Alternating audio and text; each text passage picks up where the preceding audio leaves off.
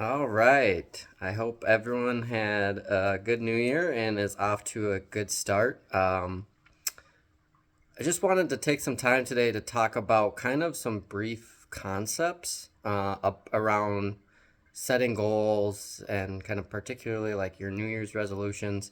This time of year is a time that a lot of people have really good intention of change, but tend to struggle with how to implement and end up falling off, which can have some negative kind of mindset factors and feeling of almost failing or wanting to just give up because things they've tried in the past haven't worked. So I really want to just take a few minutes and talk about a couple like really broad ideas and concepts. And then over the next couple of weeks, we'll kind of break down each of these ideas and concepts and go a little bit more in depth on how you can really implement these things. But today's intention is just to get you more so thinking about these things and kind of set you up for success in the near future. Now, one of the big things that I want to say right away is that I think the number one issue people run into is trying to achieve too much too quickly. And we'll talk about that a little bit more, but I want you to really slow down and think about the things that I'm saying and take some time and don't feel rushed like change has to happen today. Otherwise, you fail. Because that's not the case at all. In most cases, these sustainable changes, which is what we're looking for, we want things that are going to last, take a very long time to kind of implement and develop, just like most big things that are important in life.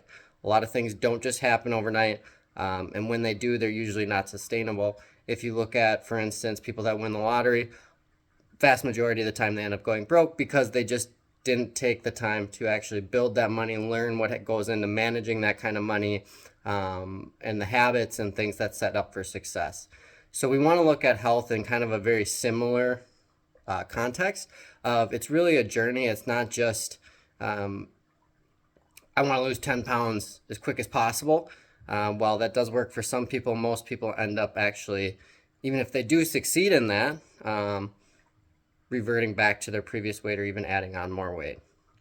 So the first thing that I really want you to think about is stop thinking about necessarily just having a New Year's resolution as in I'm gonna go to the gym or 5 days a week or I'm gonna get healthier. These very like kind of broad spectrum ideas and concepts. We want to create a very detail oriented plan and goal, and that can be multiple goals and plans, and really it should be. And the way I like to think about this is really setting up with a couple big targets that are going to be more long term. So, again, for instance, I want to lose 50 pounds. That's a great goal to have. However, without any kind of context or constraints around that, you're really setting yourself up for a difficult time achieving that. Now, if we talk about I want to lose 50 pounds, this is how I plan to do it. This is about, the different steps along the way, my first 5 pounds, my first 10 pounds, my first 15 pounds. You're creating this plan and developing this process where you're collecting wins along the way, which mentally just helps make this more sustainable. And eventually you'll reach your goal and then not be in a spot where you can't sustain it. So really think when you're planning out these goals or these changes that you want to make, setting realistic goals, but creating a lot of detail around them, what that looks like, how you get there, all those sorts of things. Which kind of brings me into the next point of being realistic. If I want to lose 50 pounds, it's not going to happen in a week unless short of cutting off a leg or two legs or, but if I want to lose 50 pounds of fat, it's going to take a long time. Just like it doesn't happen overnight that we gain 50 pounds of fat, that tends to happen in kind of a slow manner. So we got to think about, okay, what is a realistic approach to losing 50 pounds? And a good way to look at that, if your goal is fat loss, is how long did it take to put on 50 pounds?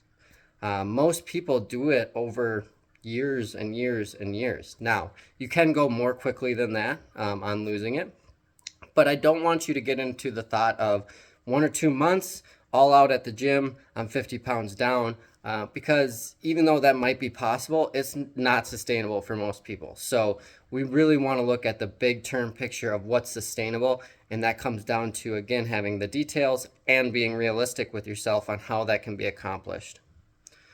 The other thing that gets, and this is the third point that I want to make, something that I find a lot of people fall into the trap of is they have really good intention about something, they're doing research about it, they're reading about it, but they fall into the trap of looking at the very minute details.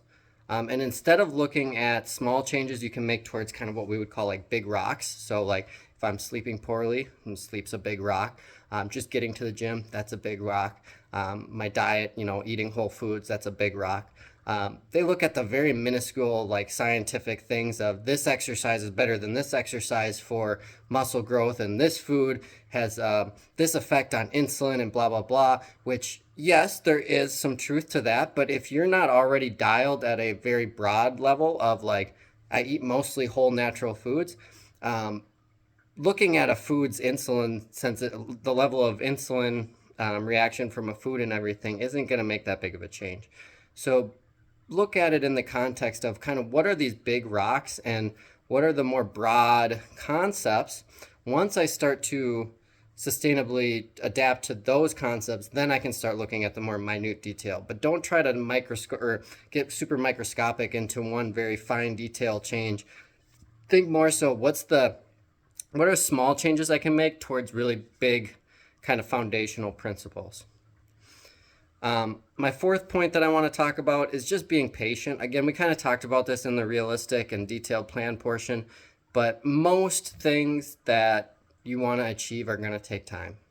And unfortunately, it can be frustrating. I know if we're not where we want to be health-wise or in any kind of endeavor that we're taking, it can be very frustrating. We can get very eager. We can fall into the trap of almost being overly motivated. And the problem with that is motivation is a feeling, so at some point it fades. If you become dependent on motivation to do these kind of things, you're most likely going to fail. So just being very patient and understanding hey, while I might not see change overnight, over the long term, this is going to be what's best for me, and it's going to get me to where I need to be without kind of these really uprooting changes in your current lifestyle. Then the last thing I want to talk about is just kind of keeping track. Are you making slow and steady progress? Again, there is some things that'll be a little bit faster, and this kind of ties into our last point, but realistically, progress is going to look very slow but steady, especially in the beginning. As you get more into advanced side of things, the progress might not be as steady, and it's going to even slow down even more. But in the beginning, we want to look at, okay, am I being slow, consistent, and steady in the way that I'm progressing? Am I looking at different metrics to see progress? Again, we get caught in the trap of focusing just on what the scale says or the numbers in the gym that I'm lifting.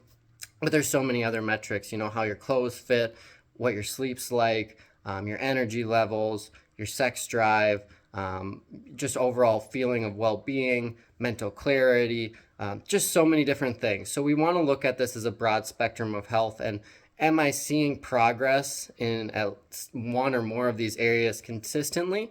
If not, for a couple weeks, if you're going through and you're not seeing any progress, that's probably when it's time to adapt and change the plan. But again, we also want to be patient. So if I don't see progress today, I don't want to make a change tomorrow. I want to give that time because change does take time. So again, these are kind of just 5 overarching concepts that I've really been thinking about and kind of putting together. Over the next couple of weeks, I want to take some time to dive in and do more detailed videos on each individual aspect of this, just to get you kind of set on the right path. But do some reflection on the things that I've talked about. If you have any questions or anything, feel free to leave a comment or reach out to me on Instagram or in person or however you can. So I appreciate your time. Have a great day, and I will see you next week.